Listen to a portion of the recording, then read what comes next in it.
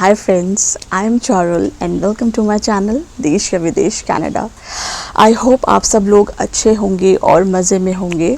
पिछले कुछ दिनों से मेरा वीडियो नहीं आ रहा था, उसके पीछे भी एक रीज़न है जो कि हम आगे जाके अब डिस्कस करेंगे। बस अभी मैं आप लोगों से बस एक ही बात कहना चाहूँगी कि हमें अपनी लाइफ में छोटी छोटी चीज़ों को भी अप्रिशिएट करना चाहिए। जो कुछ भी हमारे पास हमें उसकी वैल्यू करनी चाहिए। हमें ये नहीं सोचना चाहिए कि उसके पास ये चीज़ है, हमारे पास ये चीज़ क्यों नहीं है। अगर हम अपनी लाइफ में कंटेंट हैं तो हम अपनी लाइफ को बहुत ज़्यादा हैप्पी बना सकते हैं। तो बस यही बोलना चाहती हूँ। और आज अभी मैं आपको लेके चलती हूँ अपने गार्डन में, क्योंकि वहाँ पर मेरे हस्बैंड अभी घास को काटने वाले हैं, क्योंकि यहाँ पर ये सारे काम हमें खुद से करने पड़ते हैं। तो देखते हैं हमारे बैकयार्ड में क्या हो रहा है। चलिए।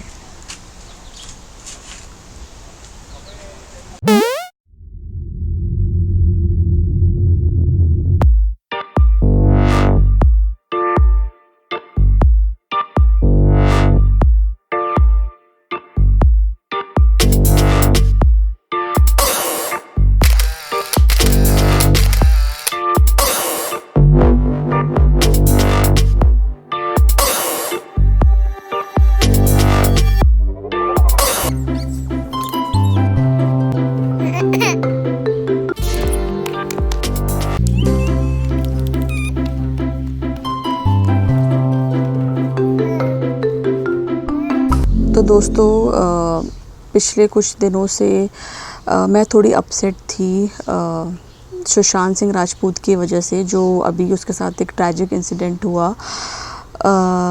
डिप्रेशन में था वो बंदा। मतलब यकीन ही नहीं हुआ पहले तो मुझे कि ऐसा हो गया है। जब मैंने ये उसकी सुसाइड की खबर सुनी तो मुझे उस टाइम बिलीव ही नहीं हुआ। मुझे लगा कोई फेक न्यूज़ है, और मैं बस भगवान से ये प्रार्थना कर रही थी कि काश ये सब झूठ हो। फिर मैंने न्यूज़ चैनल को खोला तो वहाँ पर हर चैनल में इसी की, सुशांत सिंह राजपूत की सुसाइड की जो खबरें हैं वो ही हर जगह, पूरा का पूरा न्यूज़ चैनल उसी से फ्लडेड था। तो दोस्तों जो ये डिप्रेशन है, ये चीज़ ही ऐसी है। डिप्रेशन जो है ना दोस्तों, वो किसी को भी हो सकता है, किसी को भी किसी भी टाइम पे हो सकता है, और ये बहुत रियल है। ये जो डिप्रेशन है ये कनाडा में बहुत ज़्यादा कॉमन है। जैसे कि आप लोगों को पता ही है कि यहाँ पर 60 to 70% जो लोग रह रहे हैं वो इमिग्रेंट्स हैं। तो उन लोगों की यहाँ पर फैमिली नहीं होती, कई लोगों की। तो उनके साथ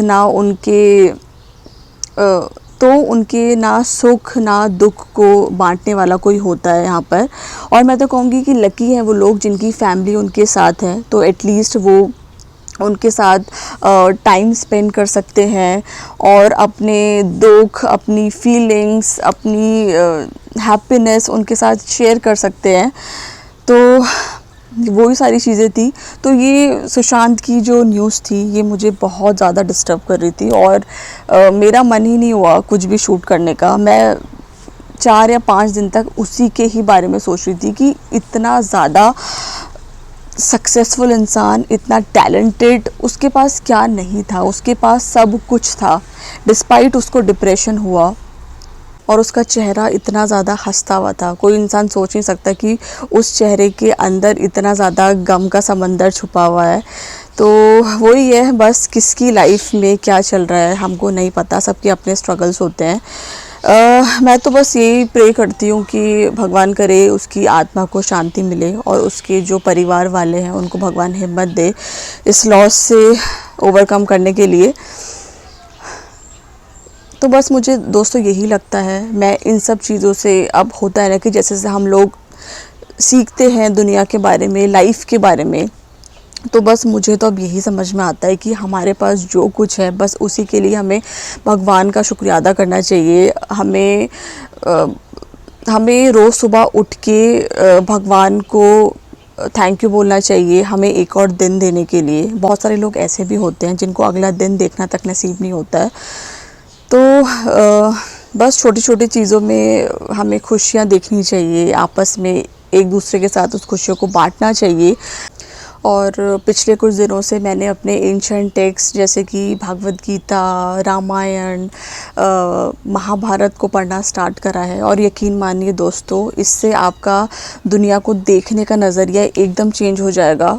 बहुत अच्छा फील करेंगे आप अगर आप ये सब पढ़ रहे हैं तो। और आजकल मैं योगा भी कर रही हूँ, क्योंकि जैसे कि अभी सोशल डिस्टेंसिंग है, हम इतना मिलजुल नहीं पा रहे हैं लोगों से, ऐसी सिचुएशन चल रही है, तो क्यों ना योगा करा जाए और अपने अंदर झांका जाए योगा के ज़रिए।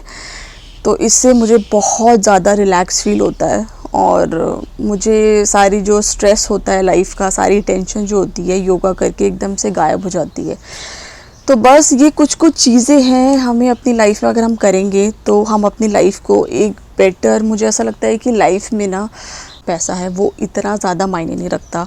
मुझे ऐसा लगता है कि लाइफ में अगर आपके पास हैप्पीनेस है, आपके पास पीस है, पीस ऑफ माइंड है, तो फिर, और अगर आपके पास अच्छी हेल्थ है, तो यही सबसे बड़ा आपके पास ट्रेजर है। तो बस इस तरीके से हमें बस छोटे छोटे मोमेंट से ही अपनी लाइफ को चेरिश करना चाहिए।